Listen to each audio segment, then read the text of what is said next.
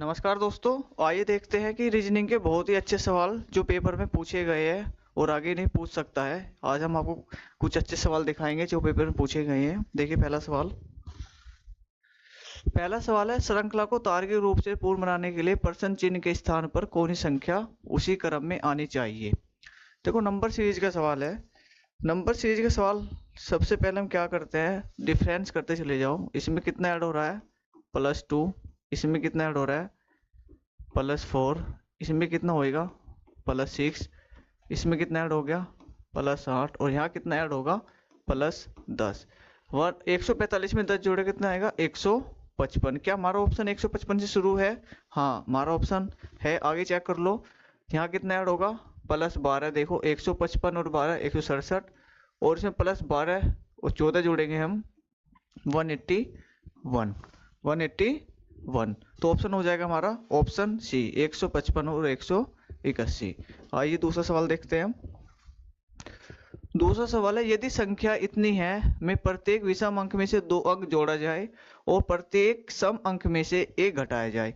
इसने एक संख्या दे दी है, इसने संख्या दी है 2, 8, 3, 6, 5, 7, 4। ये उसने नंबर दिया है। उसने कहा है प्रत्येक विषम अंक में, यानी जो विषम अंक है उसमें तो 2 जोड़ दे और प्रत्येक सम अंक में से 1 घटा दे। प्रत्येक विषम अंक में से हमें 2 घटाने, 2 हमें 2 जोड़ा जाए प्रत्येक विषम अंक में। तो विषम अंक ये हमारा है, तो इसमें 2 जोड़ने हैं। विषम अंक में +2 कर दो। और उसने कहा है प्रत्येक सम अंक में से 1 घटा दो, यानी जो सम है उसमें से 1 घटा दो। उसमें से 1 हमने घटा दिया। उसके बाद जो हमारे नंबर बचा, 2 में से 1 गया, 1 बचेगा, 8 में से 1 गया, 7, 3 और 2 हो जाएंगे 5, 6 में से 1 जाएगा 5, 5 और 2 हो जाएंगे 7, 7 और 2 हो जाएंगे 9 और 4 में से 1 जाएगा 3।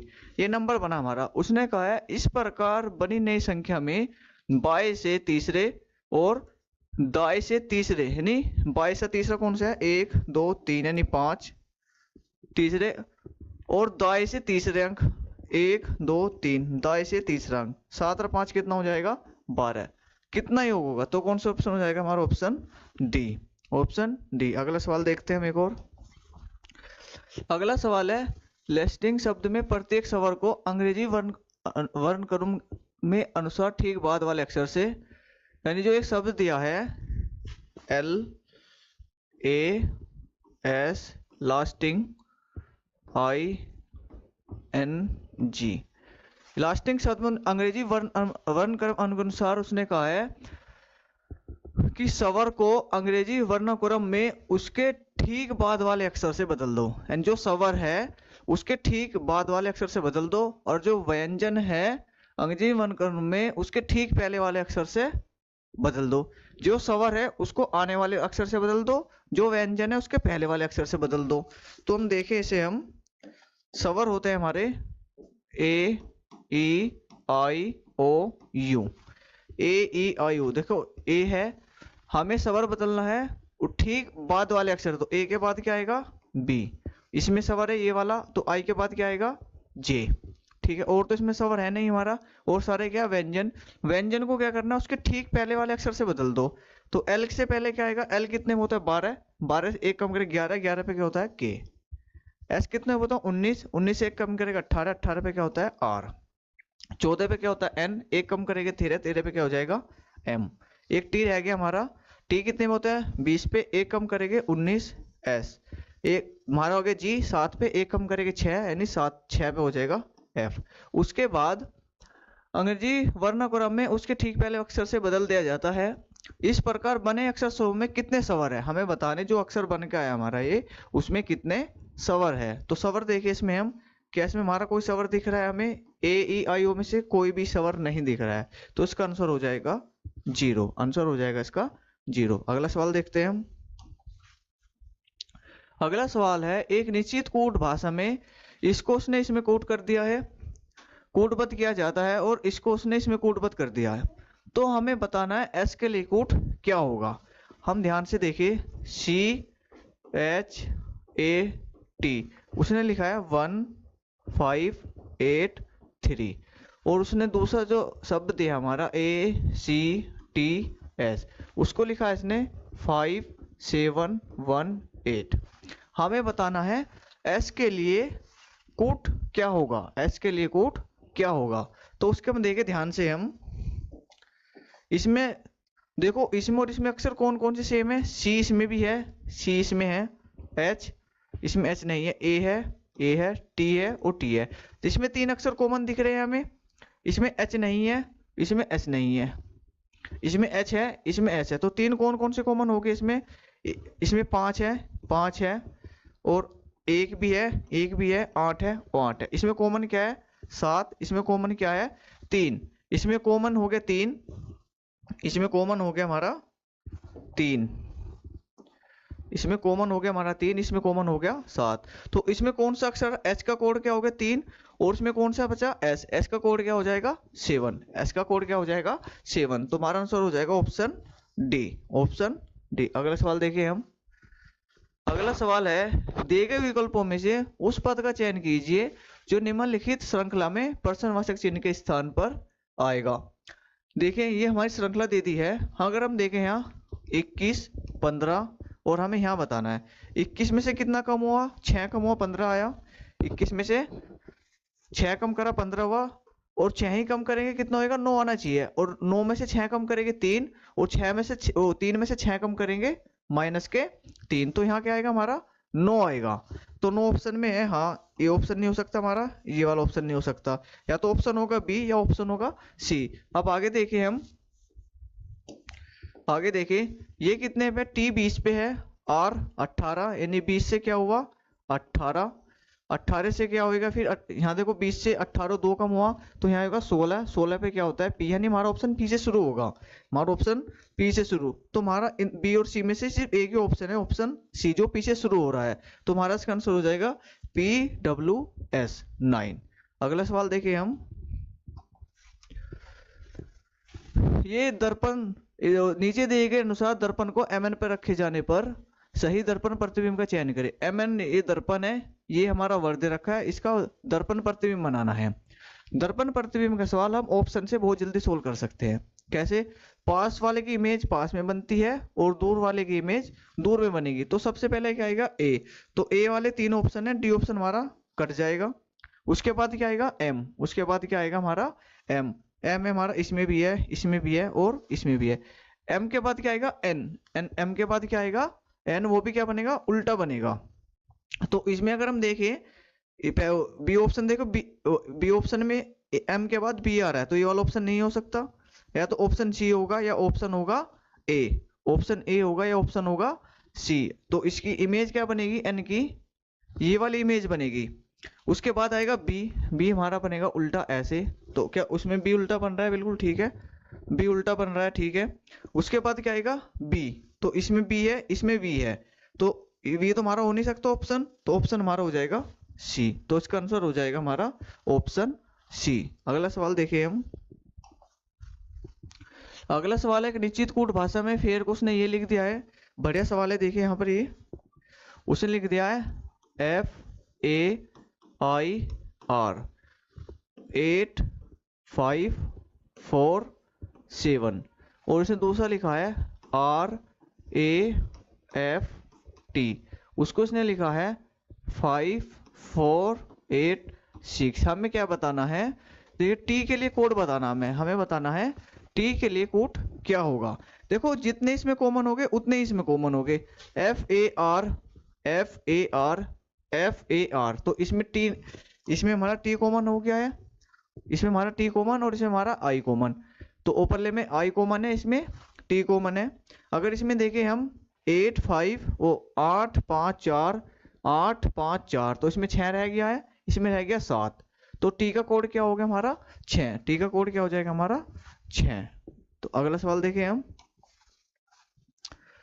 उसने ये निम्नलिखित में से कौन सा अक्षर समूह में दी गई श्रृंखला को तार्किक रूप से पूर्ण बनाने के लिए प्रश्न चिन्ह के स्थान पर किया जाएगा। देखो जब भी ऐसा श्रृंखला दे दो, अगर उसमें कोई भी नंबर दे रखा है तो पहले सबसे पहले नंबर पे फोकस करो।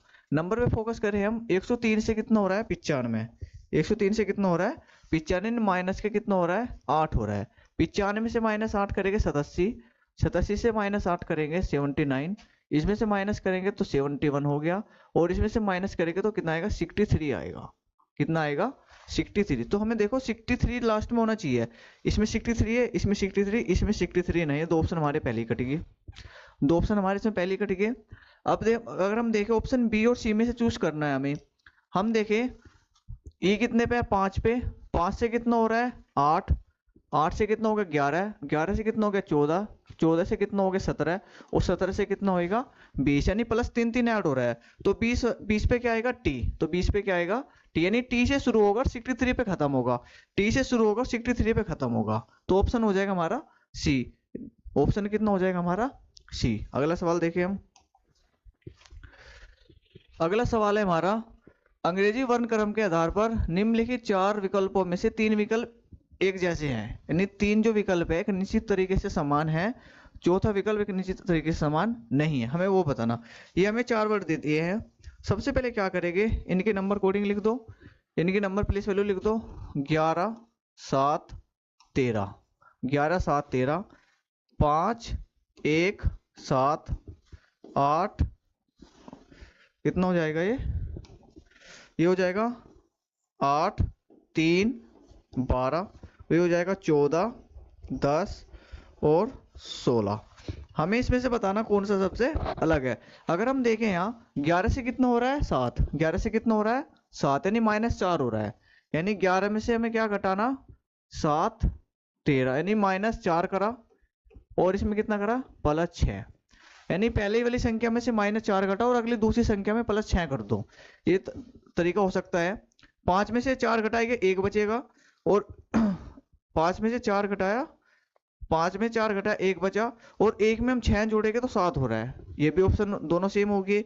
अगर इसको देखें हम 8 में से 3 हो रहा है, यानी 5 घटा रखा है, तो ये वाला ऑप्शन नहीं हो सकता हमारा। अगला देखे 10 में से 4 घटाएंगे 14, 14 में से 10 घटाएंगे, 14 में से 4 घटाया 10, और 10 में 6 जोड़ा 16, तो हमारा ऑप्शन कौन सा हो गया ऑप्शन सी, जो सबसे अलग है। अगला सवाल देखिए हम, अगला सवाल है देखो सीटिंग अरेंजमेंट का है हमारा ये। 7 व्यक्ति MNO PQR एक गोल मेज के परितः चारों ओर बैठे हैं। सीटिंग अरेंजमेंट का सवाल हम बहुत आराम से कर सकते हैं। इसके लिए हम क्या करेगा, पहले कि जितने भी व्यक्ति है उतने व्यक्ति बैठा दो, 7 व्यक्ति 7 व्यक्ति बैठा दो, 1 2 3 4 5 6 7, कैसे भी बैठा दो पर 7 व्यक्ति बैठा दो। उसके बाद सवाल पढ़ो और इसमें बैठाना शुरू कर दो। हम देखें टी के दाई ओर से गणना करने पर, टी कहीं भी बैठा दो, हमारे टी के स्थान नहीं बताया पर हमें टी बैठा दिया, हमने क्या करा टी बैठा दिया। टी के दाई ओर से गणना करने पर, टी का दाई पड़ेगा हमारा, जो हमारा राइट दाया पड़ेगा वही इसका दाया पड़ेगा। टी के दाई ओर से गणना करने पर टी और एन के बीच केवल 2 व्यक्ति बैठते हैं, तो टी का दाई ये इधरले वाला यानी ये वाला, टी के दाई ओर से गणना करने पर टी और एन के बीच में केवल 2 व्यक्ति, तो 2 व्यक्ति छोड़ो 1 और 2, तो यहाँ हो जाएगा एन। टी के दाई ओर से गणना करने पर टी और एन के बीच में 2 व्यक्ति बैठते हैं। आगे सवाल पढ़ो, आर के दाई ओर से गणना करने पर आर और पी के बीच में केवल 2 व्यक्ति बैठते हैं। इस वाले सेंटेंस से हमें कुछ भी इंफॉर्मेशन नहीं मिली। आर के दाई ओर से गणना करने पर आर और पी के बीच में केवल 2 व्यक्ति बैठते हैं। हम आर और पी कहीं भी बैठा दे, हमें कुछ ही फिक्स पोजीशन इनकी नहीं पता। आगे बढ़ो सवाल, एम पी के ठीक दाई ओर पड़ोस में बैठता है। हमें एक हिंट मिला है, एम जो है पी के ठीक दाई ओर पड़ोस में बैठता है, इससे हमें हिंट मिला है। आगे देखो एम जो है टी के बाई ओर दूसरे स्थान पर है, ये हमारा पॉइंट है। एम जो है टी के बाई ओर दूसरे स्थान पर है। एम किसके बाई ओर है, टी के बाई ओर दूसरे स्थान पर। टी के बाई दूसरा हो जाएगा 1 और 2, तो एम हो जाएगा हमारा यहाँ। एम जो है टी के बाई ओर दूसरे स्थान पर बैठता है। यहां तक समझ में आया। अब देखो हमारा, अब सवाल देखो जहां से हमारा एम की वैल्यू दे रखी थी, उसने कहा आर के दाई ओर से, देखो ये हमारा हिंट था, एम जो है पी के ठीक दाई ओर पड़ोस में बैठता है। एम पी के ठीक दाई ओर, तो पी कहाँ बैठेगा यहाँ, इसका पी का दाई ये पड़ेगा नहीं, ये वाला एम। एम जो है पी के ठीक दाई ओर दूसरे स्थान पर बैठ गया, बैठा दिया हमने। एम जो है पी के ठीक दाई ओर पड़ोस में बैठ गया। उसके बाद देखें हम टी के दाई ओर गणना करने पर टी और एन के बीच में केवल 2 व्यक्ति बैठ रहे हैं, बिल्कुल 2 बैठ गए हैं। आर के दाई ओर से गणना करने पर आर और पी के बीच में केवल 2 व्यक्ति बैठते हैं। आर और पी के बीच में केवल 2 व्यक्ति बैठते हैं। आर और पी के बीच में केवल 2 व्यक्ति बैठते हैं। एम पी के ठीक दाई ओर है, एम जो है पी के ठीक दाई ओर है, दाई ओर पड़ोस में। एम टी के बाई ओर दूसरे स्थान पर है, एम टी के बाई दूसरे स्थान पर है। क्यू आर का निकटतम पड़ोसी नहीं है। क्यू जो है वो आर का निकटतम पड़ोसी नहीं है। क्यू जो है आर का निकटतम पड़ोसी नहीं है। तो जो हमारा ये वाला हिंट था, आर और पी के बीच में केवल 2 व्यक्ति बैठते हैं, तो हम आर को कहां बैठाओगे? हम 2 व्यक्ति बैठाने के लिए 1 2, तो आर को हमें यहां बैठाना पड़ेगा, क्योंकि यहां सिर्फ आर ही बैठेगा जब भी 2 व्यक्ति आएंगे। अगर हमने आर यहां बैठाया तो व्यक्ति आएगा 1, व्यक्ति आएगा 1। फिर उसने कहा है क्यू जो है आर का निकटतम पड़ोसी नहीं है, तो इसका मतलब क्यू यहां नहीं बैठा सकते क्योंकि आर का पड़ोसी हो जाएगा, तो हमें क्यू बैठाना पड़ेगा यहाँ पे। क्यू हमें बैठाना पड़ेगा यहाँ पे। तो बच्चा कौन हमारा? ओ, तो ओ आ जाएगा हमारा यहाँ पे। तो क्यू ठीक बाई और पड़ोस में कौन बैठा है? नहीं, ओ के ठीक बाई और पड़ोस में कौन बैठा है? तो ओ के बाई और पड़ोस में कौन बैठा? ओ का बाई ये वाले नहीं, आर। तो कौन बैठा है इसमें? आर। तुम्हारा ऑप्शन हो जाएगा ए। अगला सवाल देखें हम। जी एच का पिता है। जी जो है वो एच का पिता है। देखो ये सवाल हम कई तरीके से सोल्व कर सकते हैं। जल्दी सोल्व करने के लिए क्या करेंगे, जो बता रखा है उसको ही लिखो। जो उसमें पिता दे रखा है पिता लिखो, माता दे रखी है तो माता लिखो। जी जो है वो एच का पिता है। जी की बात कर रहा है वो। किसका पिता है? एच का पिता कौन है? जी। एच का पिता कौन है? जी। यानी जी जेंडर का पता लग गया हमें, पुरुष है, यानी हमने इसको प्लस लिख लिया है। जी जो है वो एच का पिता है। एच जो है वो जे की माता है। जो एच की बात कर रहा है वो एच की बात कर रहा है, माता किसकी है? जे की। तो माइनस हो गई है क्योंकि महिला है ये। जे जो है वो जे एच जो है वो जे की माता। जे की माता कौन होगी? एच होगी है। जे के का भाई है। जे जो है वो के का क्या है? भाई है। जे जो है वो के का भाई है, तो इसका मतलब ये भी क्या हो जाएगा? प्लस। ये भी क्या हो जाएगा हमारा? प्लस, क्योंकि ये इसका क्या है? भाई है। के एल का पुत्र है, यानी के जो है वो किसका पुत्र है? एल का। के जो है वो क्या? एल का पुत्र है, मतलब ये भी पुरुष हो गया, ये क्या हो गया? इसका पुत्र है। इसका हमें जेंडर नहीं पता है। के जो है वो एल का पुत्र है, तो इसका पुत्र हो जाएगा हमारा ये, यानी दोनों भाई भाई ये हो जाएगा। और इसकी माता कौन है? एच। तो इसकी क्या हो जाएगी? वो पत्नी। इसकी क्या हो जाएगी? वो पत्नी। इसकी क्या हो जाएगी? वो पत्नी। तो जी का एल से क्या संबंध है? नहीं, जी का एल से क्या संबंध है? नहीं, पति की जो उसकी पत्नी है उसका पिता, यानी एल की पत्नी का पिता। तो उसका क्या संबंध हो जाएगा? पत्नी का पिता।